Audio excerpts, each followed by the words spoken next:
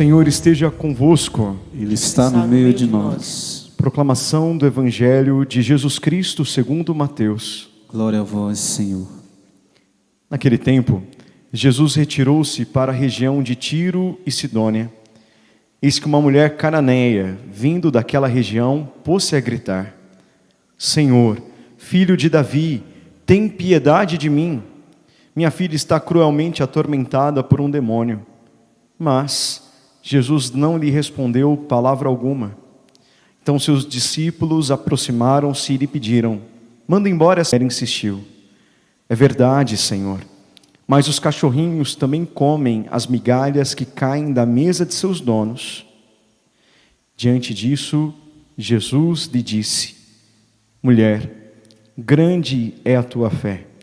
Seja feito como tu queres. E desde aquele momento, sua filha ficou curada. Palavra da salvação. Glória a vós, Senhor. Lembrai-vos de nós, ó Senhor, segundo o amor para com vosso povo. Louvado seja nosso Senhor Jesus Cristo. Para sempre seja louvado e amado. Meus irmãos, na primeira leitura, nós estamos ouvindo um pouquinho, após uma longa trajetória do povo de Israel no deserto, eles estão à beira de adentrar, de conquistar a terra prometida. Depois de 40 anos, parece que finalmente a promessa de Deus vai se realizar.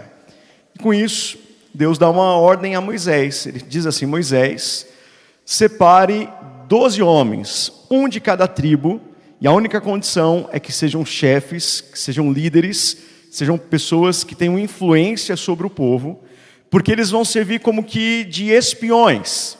Você vai mandá-los para que eles vão à frente do povo de Israel, para eles verem o que há na terra prometida, e aí eles tragam então essas notícias do que eles verão lá para o povo se preparar para a conquista da terra. Muito bem, Moisés, muito obediente, faz o que Deus pediu, separa 12 chefes, 12 líderes, e aí eles vão para a sua missão. Depois de 40 dias, eles voltam, e eu fico imaginando a expectativa no coração daquelas pessoas, muitas das quais camelaram durante tanto tempo no deserto, estão à véspera, né? Quase na expectativa, na iminência de adentrarem naquele lugar. Eles estavam muito curiosos, né? Muito ansiosos para saberem tudo aquilo que os homens trariam de notícias para eles. E aí, 10 daqueles 12 começam então a fazer a sua narração e dizem assim: olha, é o seguinte, galera, realmente a terra é boa, nela corre leite e mel e produz muitos frutos. Estava indo tudo muito bem, né? Só que aí tem um mais, diga comigo, mais. E aí eles estragaram tudo que tinha começado muito bem, a vaca foi pro brejo, né? Eles mergulham num pessimismo desgraçado e começam a dizer ao povo que existe uma galera que vive lá naquelas terras que são extremamente fortes. As cidades são fortificadas e enormes. Nós não poderemos enfrentar este povo, porque lá existem gigantes, e diante deles nós não somos nada, a gente é como se fosse um gafanhotozinho. Eles são mais fortes do que nós. E aí eles começam a orientar o povo de desistir de entrar na terra prometida. Já pensou? As palavras daqueles homens que exerciam influência sobre o povo foram tão fortes que muitos no meio lá daqueles irmãos se desesperaram, começaram a chorar. Alguns desejaram a morte, outros queriam voltar para o Egito, porque se sentiram enganados, porque se apegaram, se enraizaram nas palavras que esses 10 chefes disseram para eles. E diante dessa situação, do desespero daquelas 10 lideranças e de boa parte do povo, Deus se indigna.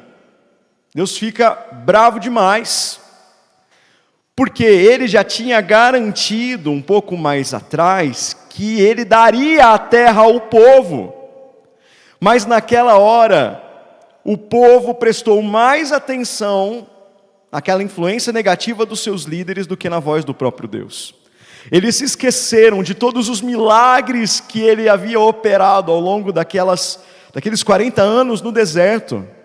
Deixaram tudo para trás, se esqueceram completamente de tudo e caíram no desespero.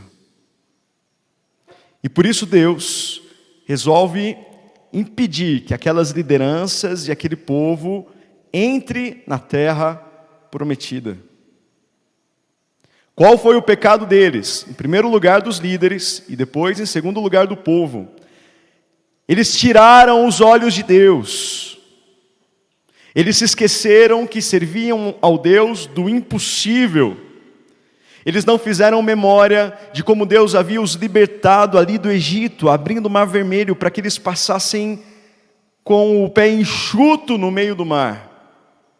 Se esqueceram do Deus que fez o maná cair do céu, que quando tinham fome de carne providenciou a carne, que fez a água brotar da rocha, que ajudou eles a vencerem os seus inimigos, mesmo eles não sendo hábeis na arte da guerra. Tiraram os olhos de Deus e se fixaram no problema, no que estava dando errado, nas dificuldades. E aí as dificuldades tomaram um tamanho desproporcional, e eles foram tomados pelo pessimismo, pelo negativismo, duvidando do seu potencial com Deus e duvidando do potencial do povo com Deus de alcançar aquela graça, de conquistarem a terra. Quantas vezes nós não fazemos a mesma coisa, sim ou não? De vez em quando o nosso barco começa a ser chacoalhado pelas ondas, e nós, tomados pelo desespero, somos tentados a perder a nossa fé. Fixamos nos problemas e nos tornamos amargos, azedos, influenciando inclusive aqueles que estão ao nosso redor, de que está tudo perdido, de que vai dar tudo errado, que é tudo uma desgraça. E todos nós, de alguma forma, somos influentes na vida de alguém. Você, pai, mãe, é influente na vida dos seus filhos, você, esposo, na vida da sua esposa, você, esposa, na vida do seu esposo, às vezes do seu grupo de jovens, do seu grupo de oração, do seu movimento, do setor de trabalho onde você está. Um líder mergulhado na negatividade puxa todo mundo para o buraco, puxa todo mundo para baixo. Mas, graças a Deus, que não foram apenas esses 10 homens frouxos, sem fé, inconstantes, naquela missão na terra da promessa. Junto com eles foram 2 outros homens. Qual o nome deles? Vamos ver se vocês estavam atentos aqui à nossa leitura. Quem é? Josué e Calebe. Os 12 foram e viram as mesmas coisas, os mesmos desafios e as mesmas possibilidades. Mas olha como foi diferente a percepção de Josué e de Calebe. Eles dizem assim: subamos e conquistemos a terra, pois somos capazes de fazê-lo. Os outros disseram: olha, a gente está na roça, a gente não dá conta, eles são grandes demais, melhor nem tentar. E a visão de Josué e de Calebe é completamente diferente. Eles dizem: vamos, subamos, conquistemos a terra, porque nós somos capazes de fazê-lo. E eles continuam dizendo: a terra que percorremos e exploramos é uma terra excelente. Se o Senhor nos quer bem, Ele nos introduzirá nela e nos dará esta terra onde corre leite e mel. Se o Senhor nos quer bem, Ele nos introduzirá nela e nos dará esta terra onde corre leite e mel. De modo algum deveis revoltar-vos contra o Senhor, nem temer a população desta terra, pois haveremos de devorá-los como pão. Os outros achavam que iam ser esmagados pelos gigantes. Mas Josué e Caleb dizem: se Deus está conosco, se nós temos o favor do Senhor, nós iremos devorá-los como pão. Isso daí vai ser fichinha para nós. Porque a sombra protetora os abandonou, enquanto conosco está o Senhor. Não tenhais medo deles. Repete comigo. Não tenhais medo dele. Josué e Caleb conseguem influenciar uma parte do povo, não a desesperança, mas a esperança. Não a deserção, mas a coragem. E é por isso que a eles, sobretudo a Josué, é confiada a direção do povo de Israel adentrando na terra prometida. Porque quem é fiel no pouco será fiel no muito. Se nós somos fiéis no pouco, Deus nos confiará mais. Josué e Caleb, ao contrário do que fizeram os outros 10 líderes, eles não focam no problema, mas os seus olhos ficam fixos em quem? Em Deus, no Senhor. Aqui a gente vê a concretização daquela frase que o padre Marcelo Rossi vivia dizendo nos programas de rádio, que nós não devemos dizer para Deus o tamanho dos nossos problemas, mas cheios de confiança devemos dizer aos nossos problemas o tamanho do nosso Deus. Agora eu pergunto para vocês, qual o segredo de Josué e de Caleb? Porque eles, fazendo parte do mesmo povo, indo na mesma missão, vendo as mesmas coisas, voltaram com um ponto de vista completamente diferente perante os desafios que os outros 10. Existe algum segredo? Qual o segredo desses dois? Um pouquinho antes, a palavra nos conta algo muito particular da vida de Josué, que era um amigo muito próximo de Moisés. A palavra nos diz que quando a tenda estava fora ali do acampamento, quando a presença de Deus descia para falar com Moisés no interior da tenda, Moisés e Josué adentravam naquele lugar e ali ficavam muito tempo, de tal maneira que Moisés, ao final daquele encontro, voltava para dentro do acampamento com o seu rosto transfigurado. Ali ele se alimentava, ali ele dialogava com Deus, ele esclarecia suas dúvidas, ele recebia direcionamento para a resolução dos seus problemas. E quando chegava a hora, ele ia ao encontro do povo. Só que Josué não. A palavra nos diz que Josué não se afastava do interior da tenda.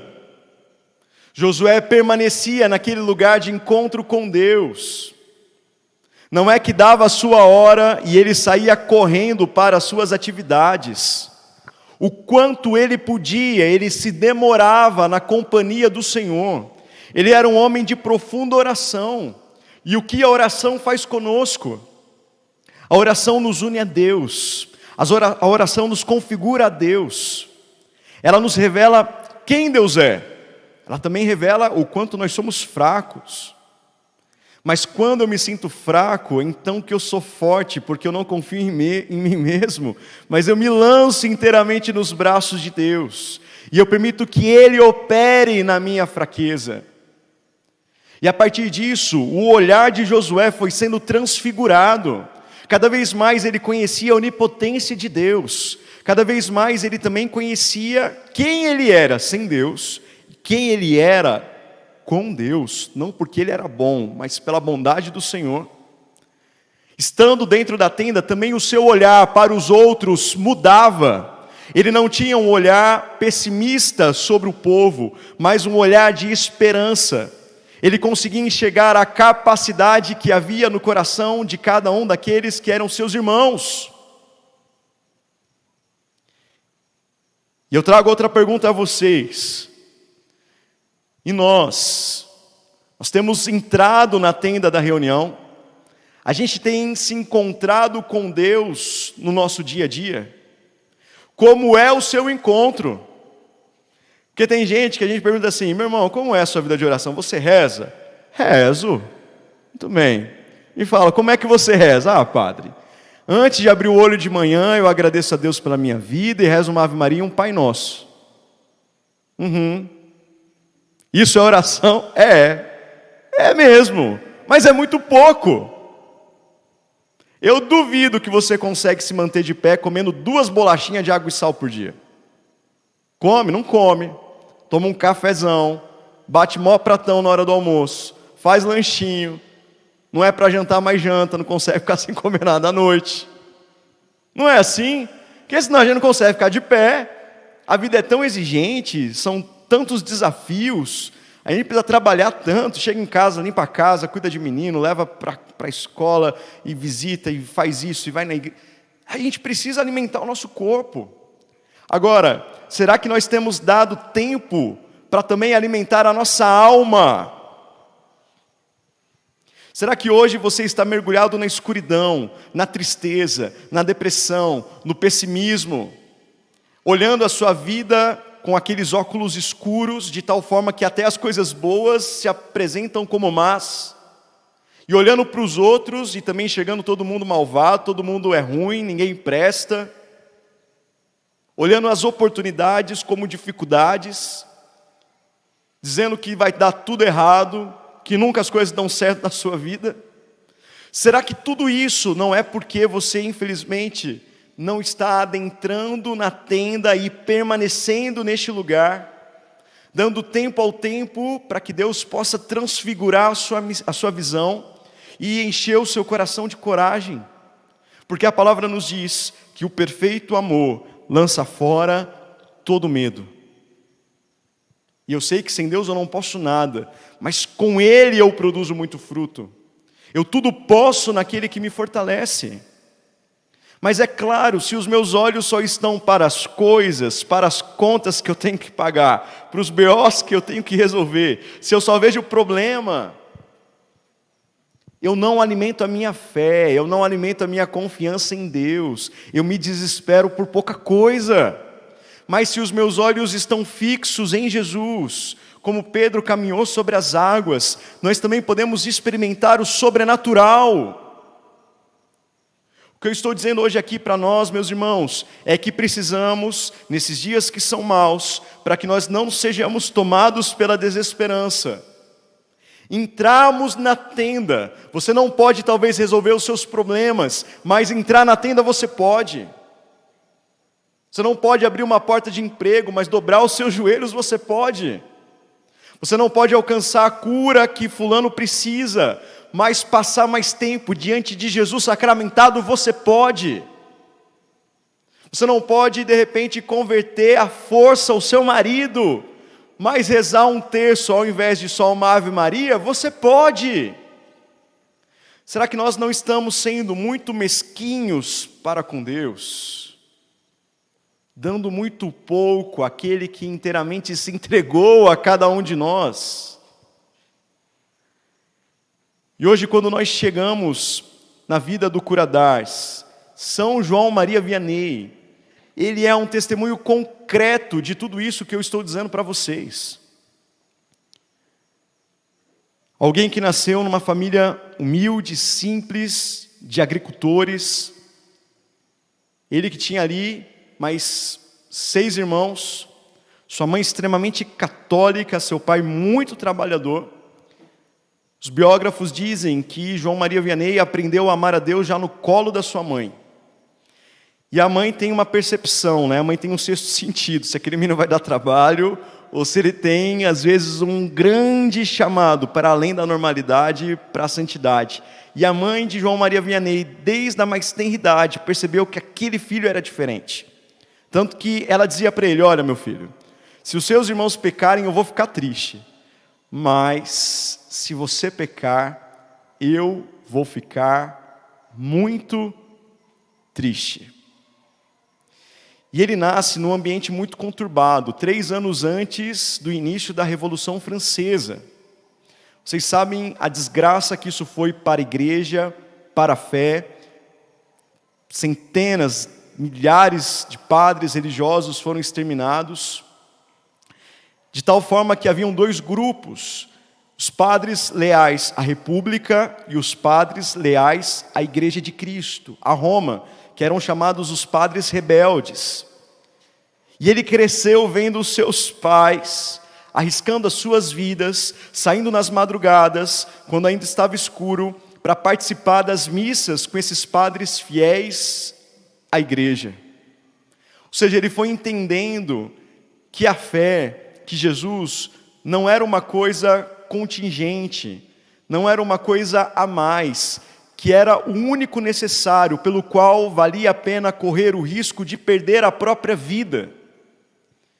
E assim, aos poucos, ele vai descobrindo o chamado para a vida sacerdotal. Ele partilha isso com a sua mãe, que fica muito feliz. Quando ele fala com o seu pai, ele fica preocupado.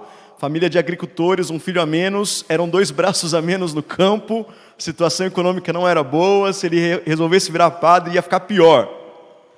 Depois de muito tempo, convencem o seu pai, e ele com 17 anos vai para a escola pela primeira vez, sem saber ler, sem saber escrever, sem saber falar o francês direito, porque ele falava ali um dialeto na sua região. E dentro da escola, começa mais sofrimentos, porque ele era zombado, humilhado perante os outros amigos, que achavam ele burro demais. Ele sai da escola, ingressa no seminário, esbarra nas mesmas dificuldades. Como é que ele vai aprender a falar latim, se nem francês direito ele consegue?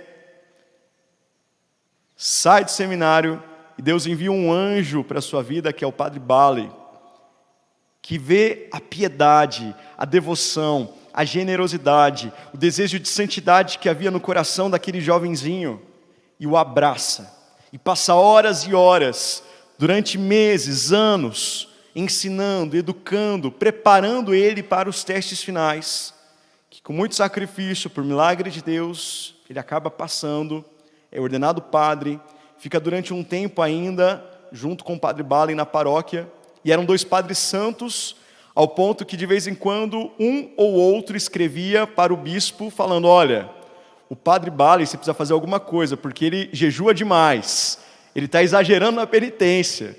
E aí o Padre Bali escrevia do João Maria Vianney para o bispo, dedurando que ele também estava sendo muito radical nas suas penitências. Já pensou fazer parte de uma paróquia como essa, hein? 2 padres santos desse jeito. E aí, depois de pouco tempo, ele é enviado para um vilarejozinho, que não era nem direito uma cidade. A igrejinha de lá não era nem uma paróquia. E esse vilarejo é o vilarejo de Ars. Era um lugar onde moravam mais ou menos 230 pessoas. Vilarejozinho bem pequenininho. Mas, pensem vocês, né?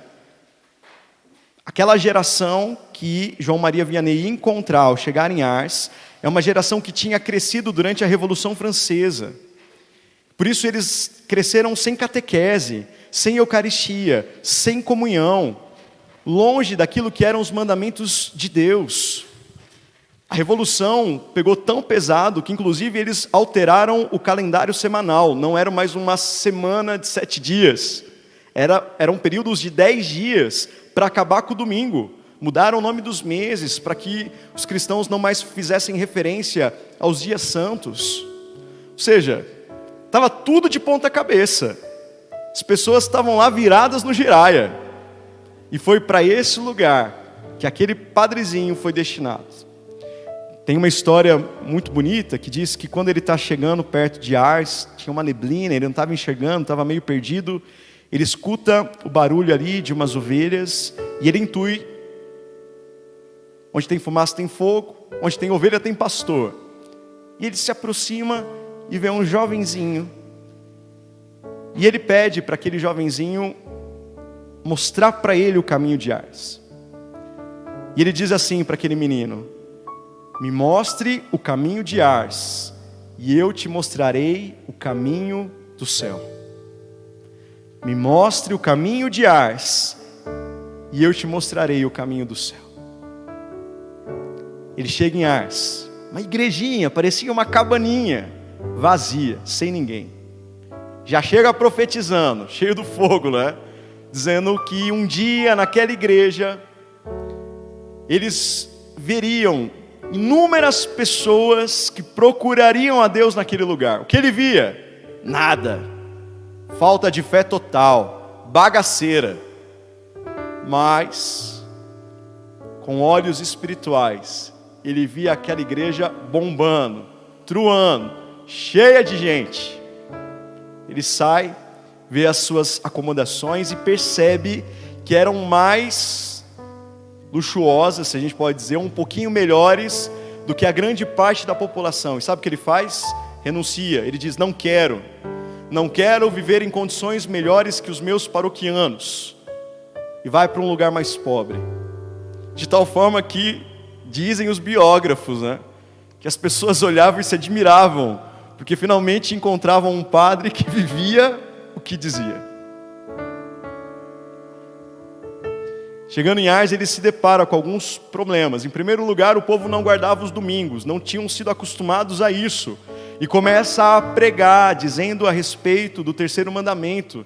E ele encontrou resistência, sobretudo daqueles que eram os mais poderosos de Ars, que queriam que os seus empregados trabalhassem todos os dias da semana, mas sem se importar com a resistência, com a perseguição. Ele continua catequizando as pessoas para que guardassem os domingos. Depois Ars, mesmo sendo uma cidade minúscula, era repleta de tabernas, de bares, onde haviam festas e bailes. A fama de Ars era tão ruim que as pessoas da região sabiam, sobretudo os homens, se quisessem encontrar uma piriguete, se quisessem encontrar uma mulher fácil, vai para uma taberna de Ars. E o que acontecia? Os homens destruíam as suas famílias por causa daqueles bares. Pegavam o dinheirinho que ganhavam depois de um dia suado de trabalho, iam para aqueles lugares, gastavam com bebidas, se embriagavam, viviam relações extraconjugais, saíam trupicando daqueles lugares para o desastre das suas famílias. E era interessante porque a igrejinha de Ars ficava bem no centro, na frente de alguns bares. Então, Cura d'Ars, quando se encontrava lá no púlpito, via essa cena desses jovens saindo, arrastados pelo demônio. E do outro lado, qual era o problema? Essas jovenzinhas pobres que engravidavam, viravam mães solteiras. E na época era comum que, se uma mulher virasse mãe solteira, ela não ficava com os seus filhos eram retirados, e era como se, para pagar aquele erro, ela devesse trabalhar como uma espécie de empregada em algum lugar para o resto da sua vida. E ele, tomado de zelo pela causa de Deus, de amor pela juventude, de cuidado para com essas mulheres, ele emprega uma batalha grande para acabar com aquele mal dos bares e dos bailes. Ele faz isso com a pregação, mas também pessoalmente. Diz que um dia ele foi numa casa, papo vai, papo vem, ele perguntou para os pais de duas meninas se as suas filhas iam aos bailes. E aí os pais disseram: elas vão, mas não se preocupe não, porque a gente ensina para elas o que é o certo. A gente diz o que pode e o que não pode. Aí Cura d'Ars, limitado de um lado, mas sábio com a luz do Espírito Santo do outro, pegou um pouco de feno, jogou no fogo e disse: feno, eu te ordeno, não se queime. E o que aconteceu? Pegou fogo, cara. E aí os pais disseram: peraí, o senhor está batendo aí as ideias, né? É claro que o feno vai se queimar, né? E o Cura d'Ars disse: pois bem, E como é que vocês mandam as suas filhas para esses lugares e dizem para elas não se queimarem? Se o que há lá é pecado, é devassidão, é perdição, não tem como, elas vão se perder. Uma outra vez ele encontra um cara que tocava nesses lugares de perdição, e ele perguntou: meu filho, me diz uma coisa, quanto é que te pagam para você tocar nesse lugar? Ele falou: 100 moedas. Pois bem, te dou 200 para você ficar em casa hoje e acabar com a festa. O que havia por trás? Excesso de rigorismo moral? Não. Preocupação com as pessoas, preocupação com a salvação das almas. E do outro lado, para além das dificuldades exteriores, ele ainda sofria das suas limitações humanas. Naquela época, para vocês terem ideia, né? Era um momento onde os sermões duravam muito, às vezes mais até do que os do Padre João, 45 minutos, 1 hora. E não podia ter folhinha não, tinha que decorar, tinha que falar de cor e salteado. E aí, diz que teve uma vez que ele subiu no púlpito, ele começou a pregar, e aí ele esqueceu metade do sermão. Já aconteceu isso comigo. Humiliation, né? Pensa, que frustração, que tristeza, né? E aí de tal forma que ele desce e diz que uma mulher que estava ali comentou entre os fiéis: às vezes temos dó. Meu Deus, como deve ser difícil. Ele é realmente um pobre, mas que se dá ao Senhor tal e qual Ele é. Ele é um pobre, mas que oferta ao Senhor os seus 5 pães e 2 peixinhos. Mesmo naquele ambiente completamente adverso, ele nunca perdeu a esperança que aquelas pessoas, que aquele ambiente poderiam ser transformados. E qual o segredo de Curadars, de São João Maria Vianney? Ele era um homem que não se afastava do interior da tenda, para além de contar com a força das suas pregações, que vocês viram que eram limitadas, ou das suas visitas de casa em casa. Ele era um homem que lutava com os joelhos dobrados. Os biógrafos dizem que acordava de madrugada, às vezes às 2 horas da manhã, ia para a igreja, se preparava para rezar a missa, celebrava a missa de tal forma que as pessoas só de vê-lo celebrar se emocionavam, tamanho o amor que ele tinha para com Jesus Eucarístico. Terminava a missa, o que ele fazia? Permanecia em ação de graças durante horas, às vezes até o amanhecer, às vezes até a hora do almoço. E depois que ele fazia? Ia para o confessionário e confessava horas, horas, horas e mais horas. Era um homem que se penitenciava. Ele dizia a Deus: eu estou disposto a fazer qualquer coisa pela conversão da minha paróquia. Depois ele até pede perdão pelo exagero das penitências, mas se alimentava apenas com batatas e ervas amargas, e pão seco e água. Quando comia mais batatas do que era usual, se confessava, pedia perdão, porque tinha exagerado, tinha caído no pecado da gula. Meus irmãos, não tem jeito. Não existe nada que não se alcance pela força da oração. E João Maria Vianney era um homem que orava, que se consumia na adoração. De tal modo que quando os seus fiéis queriam conversar com o padre, não iam na casa paroquial, iam na igreja, porque sabiam que ele ali estava. Aos poucos, aquela cidade foi se transformando. Os bares foram sendo fechados, as pessoas começaram a ir para as missas, depois se ajoelhavam, arrependidos dos seus pecados, querendo mudar de vida. E não só os habitantes de Ar, também das regiões próximas, que ouviam a fama daquele padre. Precisaram fazer uma linha de trem, porque pessoas de toda a França queriam ir para Ars para ver aquele padrezinho. E um dia, uma pessoa disse: Perguntaram para ela, né, o que você foi ver em Ars? Eu fui ver Deus em um homem. Aquele lugar virou um pequeno oásis. De inferno, um pedacinho do céu. Mas qual o segredo de João Maria Vianney, que chegou ali e viu tudo desgramado, tudo perdido, pessoas infiéis, sem nenhum tipo de fé? Qual o segredo desse homem? Um homem que buscou em primeiro lugar o reino de Deus, um homem que soube dobrar os seus joelhos, um homem que se consumiu na oração pelo seu povo. Será que hoje, à luz desse testemunho, isso tudo não nos incomoda? Porque deveria incomodar. A mim me incomoda. A vontade que eu tenho quando eu vejo isso daqui é de chorar e de pedir perdão. Porque eu não estou sendo o padre que eu poderia ser. Queria terminar com um textozinho que ele escreveu para um padre,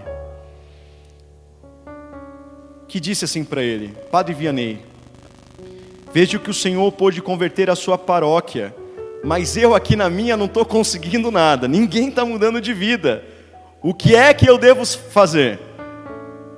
E aí João Maria Vianney revelou o seu segredo, o método que ele usou para converter Ars.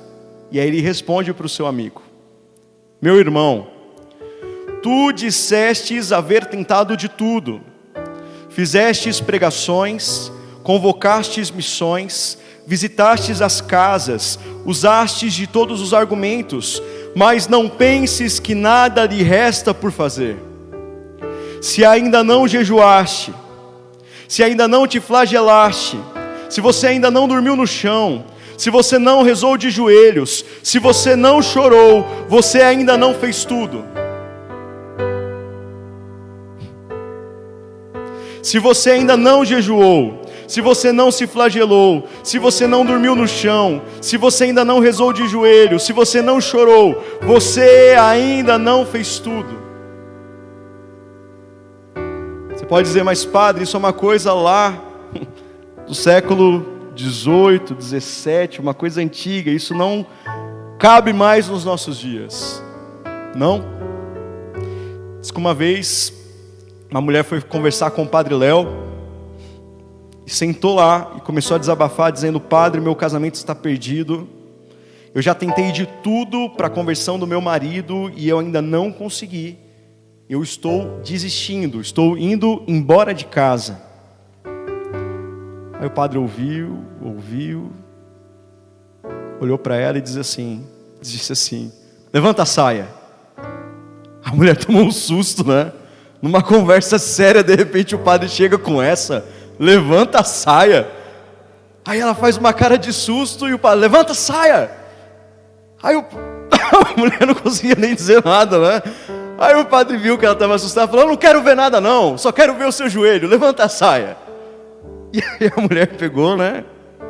Levantou assim. Aí o padre viu o joelho bem bonitinho. Falou: você não fez tudo. Você ainda não tem calos nos seus joelhos. Você ainda não combateu o bom combate. Você ainda não permaneceu dentro da tenda do encontro. E você está querendo desistir, focando no problema e não confiando em Deus. Meus irmãos, tudo isso, a palavra, a vida de João Maria Vianney, o testemunho do Padre Léo, hoje são a voz de Deus para nós, nos chacoalhando na nossa tibieza, do nosso comodismo espiritual, de nós que contentamos com muito pouco para Deus. É Deus dizendo para você: você pode mais, você pode dar mais, você pode rezar mais, você pode jejuar mais, você pode lutar mais, você pode permanecer mais tempo na minha presença. E quando nós fizermos isso, meus irmãos, tenhamos a certeza de que todo o restante será dado em conta de acréscimo.